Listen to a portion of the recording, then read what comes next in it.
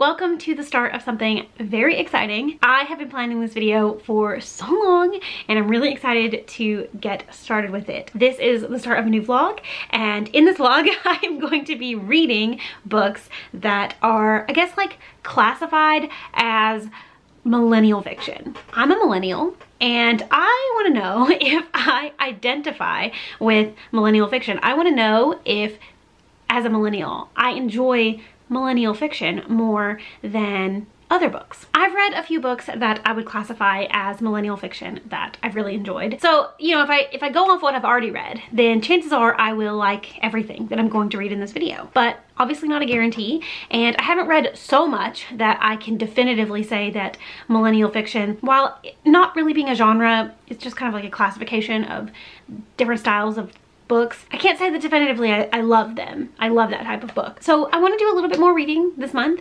and maybe by the end of it I can definitively say yes, 99% of the time I enjoy millennial fiction, or no, I don't. And you as a millennial, maybe you can also enjoy these books. Maybe, I don't know. I'm going to show you the books that I'm planning on reading. I'm going to tell you the books I'm planning on reading because I don't have most of them, but here we go. So I think that millennial fiction has been around a while, but I have heard it most commonly said in reference to one particular author's books, and that is Sally Rooney. So the first book I'm going to read, or the first book I'm showing you, one of the books in this vlog, is going to be me reading Normal People by Sally Rooney, which I feel like I will enjoy because so many people have loved it. It is a story about these two friends who are friends in high school, and then eventually they go to college, and I think it's just like an examination of their friendship over the course of, I don't know, 10 years or something. I don't really know how long it lasts. I don't know why, but Sally Rooney just feels like the definitive millennial fiction writer. So I feel like this is a safe choice to go with, and hopefully I will like it. Another one that I've seen floating around quite a bit over the last few months is Luster by Raven Leilani. I actually don't really know much about this book at all. I think it's about a woman who starts a relationship with her boss, or someone high up in the company she works for. I might be wrong about that, but I think that's right. And I think there's also the added dynamic of her being a black girl, and there's like almost a fetishization of her race by the man she's with. I might be completely wrong about that, but that's one that I definitely want to read. And then the last one, Exciting Times by Nisha Dolan, which is another book about a girl in an interesting relationship situation. I believe she is living in Hong Kong perhaps, and she's dating a man but also starts having feelings for a woman, and it's about their complicated situation. Sounds very millennial. In this vlog I will be reading books that are classified as millennial fiction, and I will be deciding whether or not definitively I love it and also could recommend it as a genre. On to the books, on to the reading, on to the vlog. Here we go.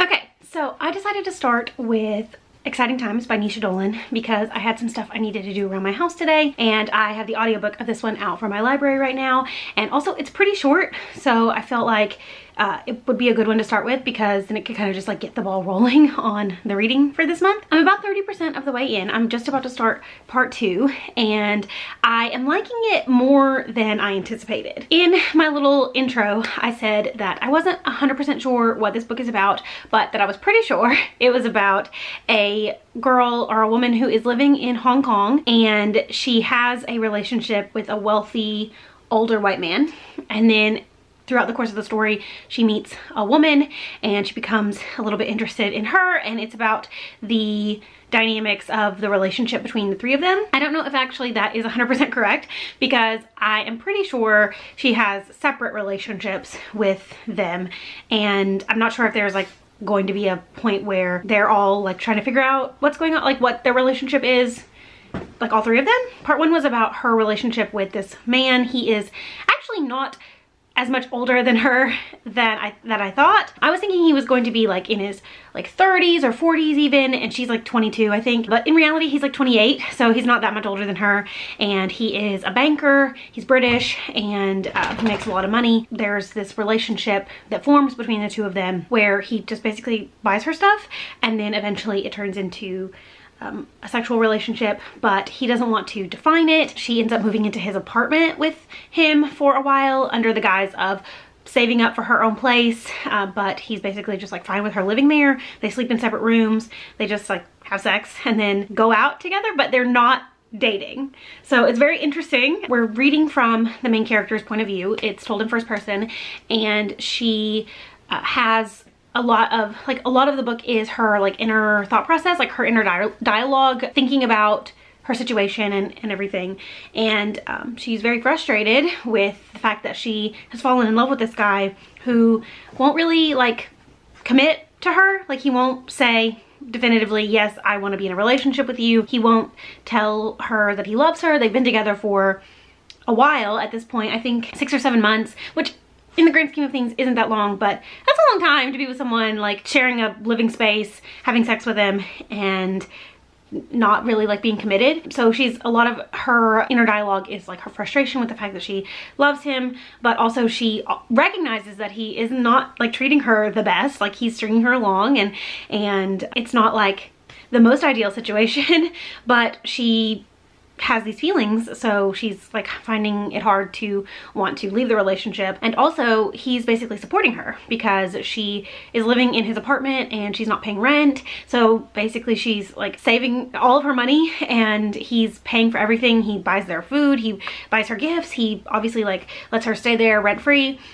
So if she were to leave the relationship, she would not have a place to live, and she would have to start taking care of herself. It's just really interesting, like the thought process, and I think I'm liking it so much because I can very clearly understand like why she is staying in this relationship, like why she is in this situation, and why she's hesitant to change her circumstances. I won't say that I've been there in the exact same capacity. Like, I've never lived with a guy who was supporting me. I don't know. It's not to the same extent, but I do understand like the fact that she is in love with this guy, and even though he's not like the best person to her, she is emotionally attached, and I definitely get that.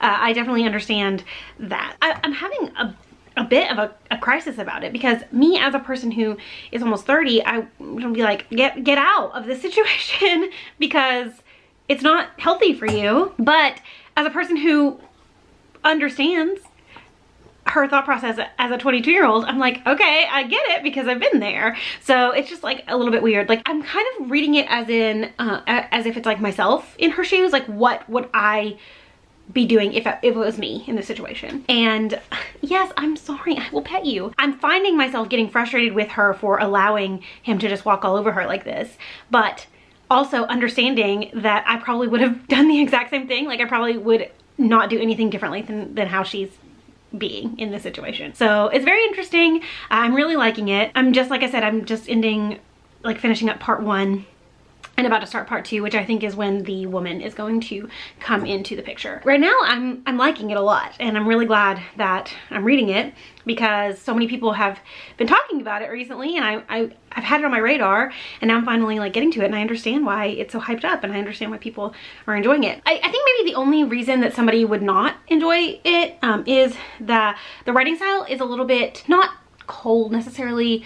And I don't want to say detached either, even though it does feel a little bit detached, but it's very much like, this is what's happening, and here is a breakdown of how the night went, and it's just very like to the point. Like, the writing style is very obvious, I guess. Like, there's no like flowery language, there's no like excess stuff. It's not really bothering me because I personally like that kind of writing, but I could see where it could like hinder someone's enjoyment. I think I'm gonna end up really loving it. So we'll see how the next section goes, and I'll check in. I guess I'll check in when I finish part 2, maybe? I don't know. I guess it'll just kind of depend on what happens between now and then. Okay, it's a bit later, and I am now finished part 2. So I have a little bit less than 2 hours of the audiobook left, and I'm listening on almost 2 times speed, 1.9.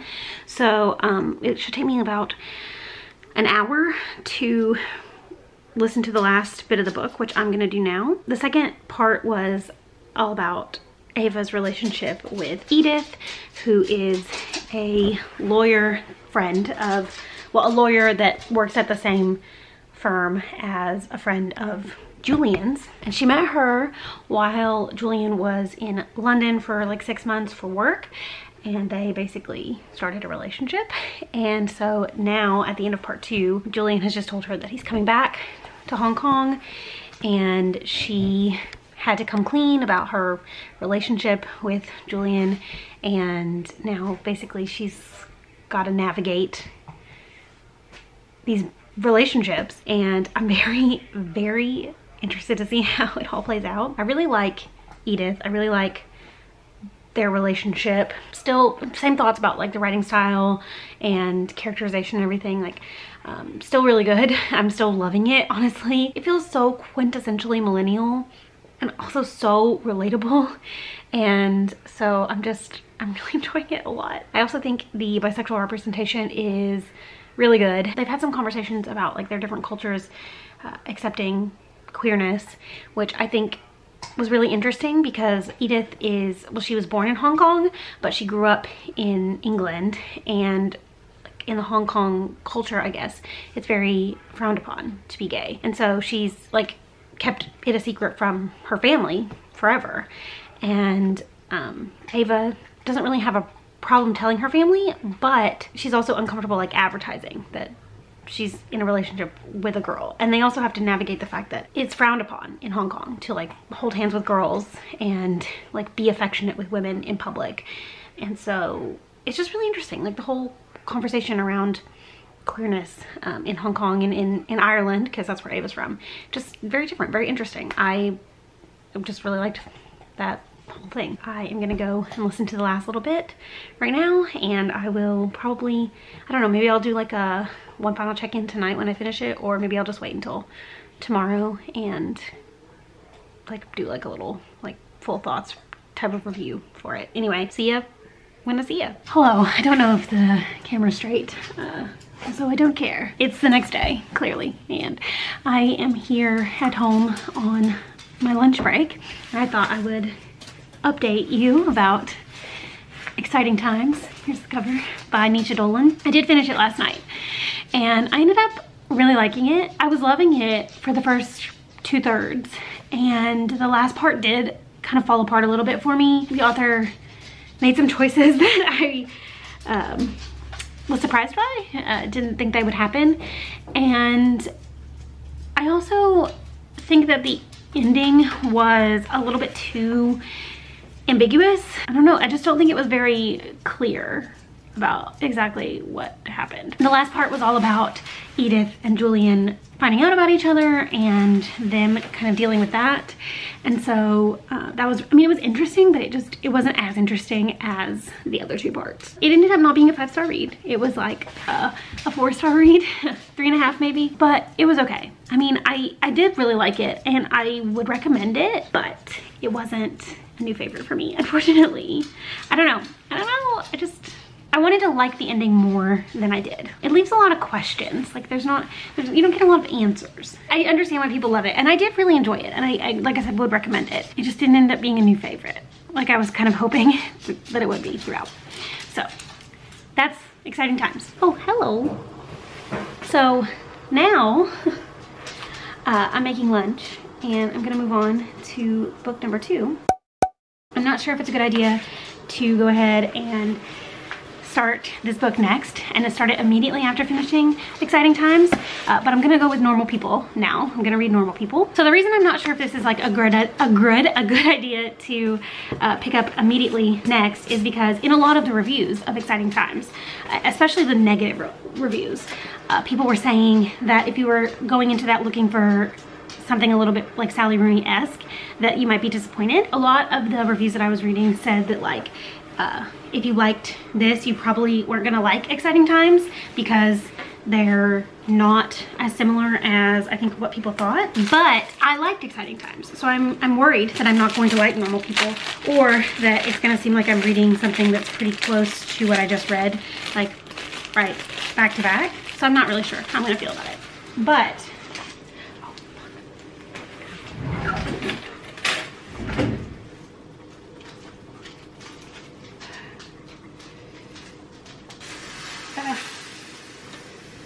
forgot to take the flavor packet out of the ramen before I poured it into the pan. So, classic millennial. Anyway, what was I saying? I don't know. Anyway, I'm gonna read this now. I think I'm going to listen to the audiobook. To be honest, I think I'm gonna listen to the audiobook because it's short and it's narrated by the same person that narrated Exciting Times audiobook. So that should be fun. I don't know. I'll check in once I've started it. Or I don't know. I'll probably just check in when I get home from work. Because anyway, I'm not having a good day. So it might be like affecting my vlogging mood. Hello. I look very tired. It's because I am very tired. It's like 10 o'clock and I'm about to go to bed. But I need to come on here and update the vlog. Full transparency, it's actually been a few days since I last spoke with you. In my last clip, I said I was going to go read Normal People by Sally Rooney. I have to sneeze, hang on. No, I guess I don't. And then I actually just took a break from reading for this vlog to read a book for another vlog that I'm filming currently. And so today I finally decided to get back to this vlog and I read Normal People by Sally Rooney. I read this book in its entirety today. I half listened to the audiobook and I half read it physically. There's not a lot of, well, there's no like quotation marks in this book at all. And I find that a little bit irritating, to be honest. Like, I understand stylistically it's a choice and you don't really like gain or lose anything from not having the quotation marks. Yeah, I just found it annoying to not have them. So I went the audiobook route instead and I enjoyed that much better than reading this with my eyeballs. So I need to tell you what this is about, and then I need to tell you how I'm feeling about it, and then I also need to tell you how it relates to the millennial, and I need to do that all within like 20 minutes because I just took a melatonin and I'm probably gonna get real sleepy here in just a few minutes. So we're gonna power through this. I think I briefly mentioned in the intro of this video, it's been a while since I filmed it, to be honest. This is about two friends who are kind of seeing each other in high school. One of them is very popular, like the athletic, like sports guy, and the girl is kind of like an outcast, doesn't really have a lot of friends. And then they go to university and basically their roles switch and the girl is more outgoing, popular, has lots of friends, and the previously like super popular athletic guy is finding it a little bit more difficult to create a friend group in their university town. And that is what it's about, but really it's just about this like very complicated relationship between these two characters, Connell and Marianne. It just follows basically their friendship over the course of 4 or 5 years, kind of like weaving in and out of each other's lives and you know, being together and not being together, and the various stages that come with friendship to relationship, back to friendship to, you know, all that stuff. Anyway, it's complicated and it is, there's a lot going on. There's also a lot of stuff going on underneath the surface of this friendship. Both of these characters are dealing with some of their own trauma and anxieties, and they've got some issues going on personally, and the way that they relate to each other and to other people is kind of affected by how they're dealing with their own personal stuff. And I actually really loved this. To be honest, I wasn't sure how I was going to feel about it. I was hoping that I would love it. I was pretty confident that I would at least enjoy it. I connected to this book more than I thought I would. This is just a very millennial experience, to be honest. Also, these characters are my age. They graduated from high school in 2011, which is the same year I graduated from high school. So I very much related to their situation, their stories, their experiences. Well, it's set in Ireland, so it's a little bit different from, you know, the United States high school and college system, but in a lot of ways I definitely related to the struggles that the girl had in high school, not really having a large friend group and kind of being on the outside, and just her thought process about that, and just thinking like, if I can just get through high school, things will get better for me. And then I also related to Connell's experience in university, trying to find a place for himself in their university town and trying to kind of find a group of people that he clicked with, and feeling very drawn to Marianne because she's familiar and he knows her. Very similar experience to me. Honestly, I went to college thinking I would basically leave my like high school relationships, friendships behind, and I definitely gravitated more towards the people that went to the same university as me from my high school rather than opening up and making a group of friends in a larger setting.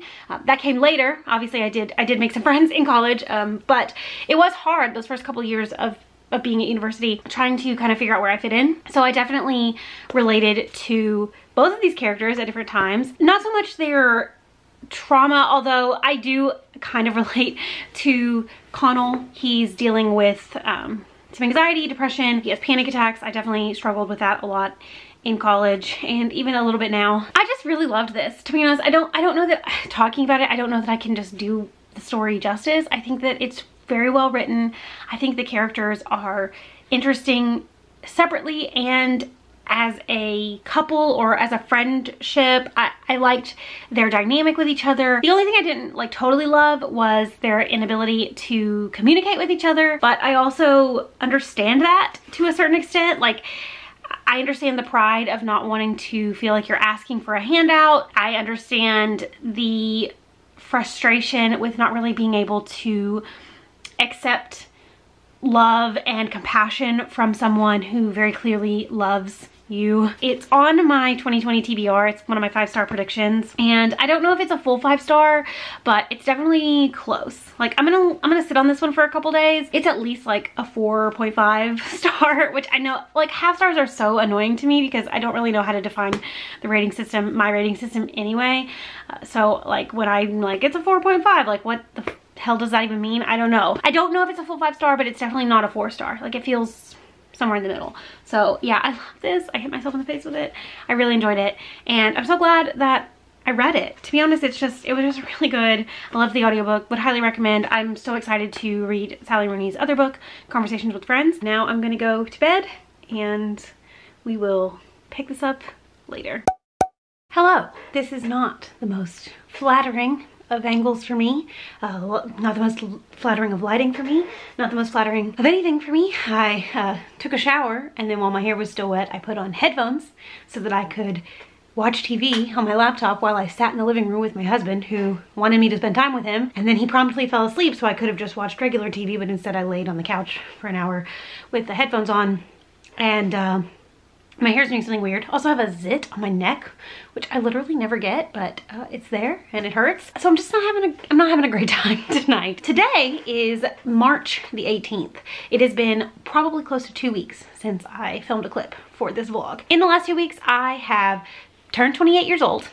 I have gotten the first dose of my COVID vaccine, and I have not finished a single book. Also, my chair is turning. Luster by Raven Leilani. Here's the cover right here. I'm about 25% of the way through this one, and I'm definitely feeling some things about it. I honestly cannot remember if I talked about what this book was about in the beginning of the video, because it feels like it was 5 years ago when I filmed the intro of this video instead of just like 2 weeks. The book is about a girl. She's like in her early 20s. She's living in New York City, and she gets involved with a married man who tells her, like right up front, that he has an open marriage and that he's really excited about seeing her and all this stuff. Anyway, and she's really attracted to him. He's powerful. He's older. Obviously, he's like twice her age, and he just is her type of guy, I guess. And the whole book is, I'm assuming, going to be about this up and down relationship between her and this guy. She, as a person, is struggling with a lot of things, including the kind of like stalling of her career. I think she does marketing for a publishing company, and she's basically kind of like stalling in her career.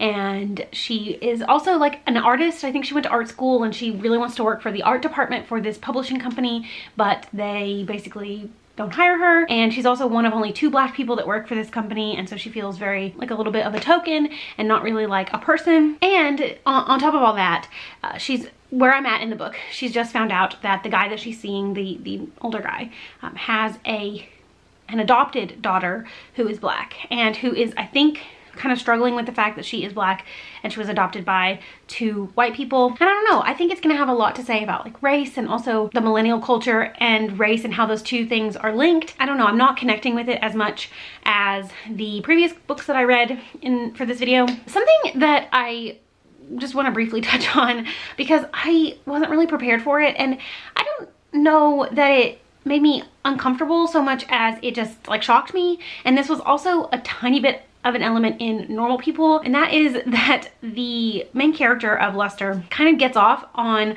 her boyfriend guy that she's hooking up with hitting her. He gets mad at her for showing up to his house one night, and he just like decides to hit her, and she's like, okay, hit me. And it's weird to me. Like it was weird. It was weird to me. And that happened in Normal People as well. The main character, or the main female character in that book, kind of had like a violence fetish thing. I don't really know how to, talk about it because it's not my cup of tea, I guess. But I thought it was interesting. Maybe it's just like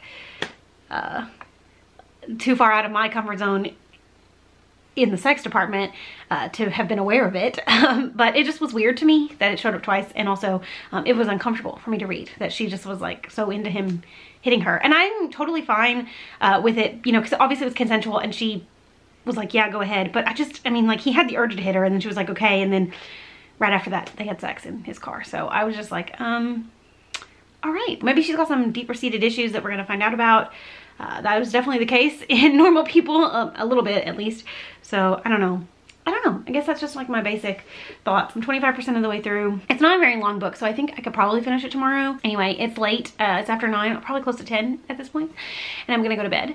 I got my COVID vaccine yesterday. My arm hurts a lot, so I'm gonna go take some Tylenol and go to sleep, probably. It has actually been a couple days since my last clip, but I finished reading Luster by Raven Leilani. I'll put the cover here. And I just was, I don't know, I was holding off doing like a little kind of like final review of it just because I really wanted to get all my thoughts in order, and I just didn't really have, I don't know, I just didn't really have all that together to update the other day, 2 days ago when I finished it. I'm also on my lunch break at home, so I'm gonna eat lunch while I talk. So when I last spoke to you about this book, I was about 25% of the way in, and I was having some mixed feelings about it. And that feeling kind of continued for the remainder of the book. I didn't ever like truly love the story. I think it definitely did have a lot of interesting things to say about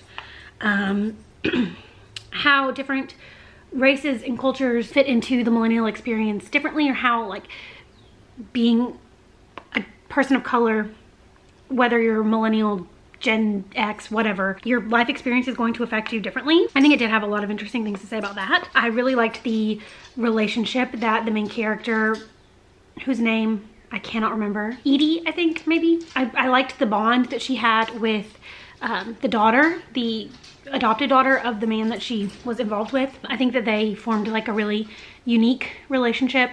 I didn't know this when I previously updated. I guess I should say that as the book goes on, the main character also forms a bit of a relationship with her boyfriend, lover, whatever he is, with his wife, who is aware of her and who is okay with their relationship because they have an open marriage, but not actually super okay with it, as you learn as the book goes on. Everything that the book explored and the way that everything played out, I did think was really interesting, but I didn't ever really love it. I never really fell in love with the story. It's gotten a lot of pretty high praise. I've seen a lot of really great reviews for it, lots of 5-star reviews. Haven't seen a ton of more negative reviews for it. I think it even got longlisted for the Women's Prize, and I definitely see the merit in the story, and I don't necessarily disagree with people who love it.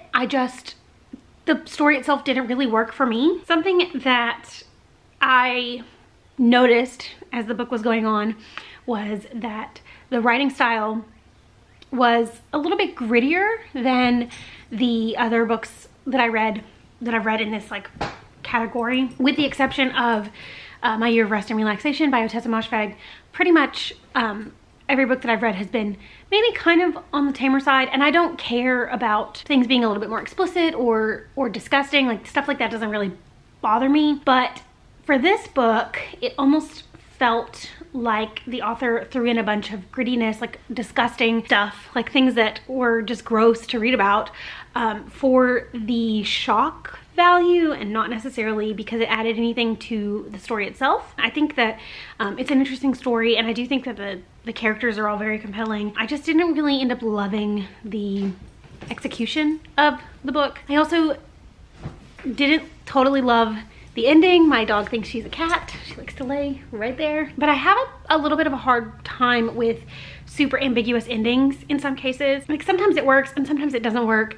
And I don't think it worked so much in this book. I wanted to like it more than I did. I think it does definitely embody that millennial feeling of not really knowing what you're doing with your life and being, I don't know, kind of on the verge of a lot of things, but nothing really ever coming to fruition for you. That's a generalization. I understand, like, this whole video has been a bit of a generalization with the whole millennial generation, because obviously everybody's different, like people are different, and just because you're born at a certain time doesn't mean that you're going to embody all of the stereotypes of people that were born at that time. That idea of not really knowing where you're going in life and kind of being lost a little bit was very present in every story. So it's something that I think is relatable on a certain level, but obviously is not going to be everybody's experience, which is the case for every book that we read in every genre and any time. It's never going to be 100% the same for everybody. That's my thoughts on Luster. I don't know. I wish I liked it more. I really had high hopes for loving it because I had seen so many positive reviews, and I didn't hate it by any means. I probably give it like a 3-star rating. It was just pretty average for me, and that's that. I'm gonna go finish eating my lunch, and then probably tonight after work I will come and wrap up this whole vlog because now I'm done reading all the books that I was gonna read. So I will see you in a little while. It's actually the next day. It is the afternoon of the next day. I didn't film this outro yesterday because when I got home from work, Cole and I took Luna on a pretty long walk, and so now I'm here doing the outro to this vlog. Anyway, so I guess I'll just quickly go through the 3 books that I ended up reading for this video, starting off with Exciting Times by Nisha Dolan. This was a really good book. I really enjoyed the first 2/3 of it, and it did kind of fall apart for me a little bit in the end, but I definitely would recommend it. The next book I'm not gonna go get. It's on my shelf in the office, and I'm not gonna go in there and get it. But the next book that I finished was Normal People by Sally Rooney, which I absolutely loved. One of my favorite books, I think, of the year, potentially, and something that I would highly recommend. Super enjoyed it. Can't wait to read more from this author. And then the final book that I read was Luster by Raven Leilani, which I also enjoyed, but less than the other 2 books, only because I just didn't super connect with the characters or the writing style, and I just wanted a little bit more from it. So overall, was a pretty good reading time. This was filmed over the course of about a month, so it was a pretty good reading month in general, but definitely interesting, had its ups and downs. My goal for this video was to kind of pinpoint the themes and tropes and stuff that are often present in books that would be classified as millennial fiction, and see how those themes and things carry into each book that I was reading, like what themes were present in each book, I guess is a better way to say that. And then also to find out if me as a millennial typically would enjoy millennial fiction and also would identify with the characters and the struggles that the books portrayed. And I think I definitely did identify with each book that I read in a different way, and I think I tried to explain that pretty good when I was kind of reviewing each book. But I also think I can definitively say that I do like millennial fiction. I think I kind of already knew that before the start of this video. I think I talked about that a little bit in the intro, but I think I can like definitively say that chances are I'm at least going to enjoy or like books that would be classified as millennial fiction. And I don't know if it's necessarily because I'm a millennial and I just identify with the characters in the story a little bit more, or if it's just because I typically like that style of writing or the way that those characters are portrayed, or if I just happen to enjoy books that all kind of fall into the same general category. I don't know, I guess I didn't really learn very much in this video, except for that I maybe can hone in a little bit more on what I do and don't like when it comes to books classified as millennial fiction, and I can go forth recommending stuff like that. I don't know. I don't know. This video did get away from me a little bit. I think it was because I wasn't super focused all month. The reading was fine and everything, but I just had a lot going on in March, so I just would forget about this vlog for days at a time, and I think there was like a span of a week and a half that I didn't even read at all for this video, or really like read at all. So the focus of the video got away from me. I definitely have some other books that would probably be classified as millennial fiction on my shelves or on my like general TBR. So maybe I'll do this again in the future. Let me know down in the comments if you've read any of the books that I mentioned in this video and what you thought about them. Do you have similar or different opinions to me? I'd really love to know. Also, let me know some of your favorite books that would be classified as millennial fiction. What are some books that you think I need to add to my TBR? Thank you so much for watching this video. If you made it all the way to the end, I really appreciate you, and I hope you enjoyed it, and I will see you again very soon. Bye!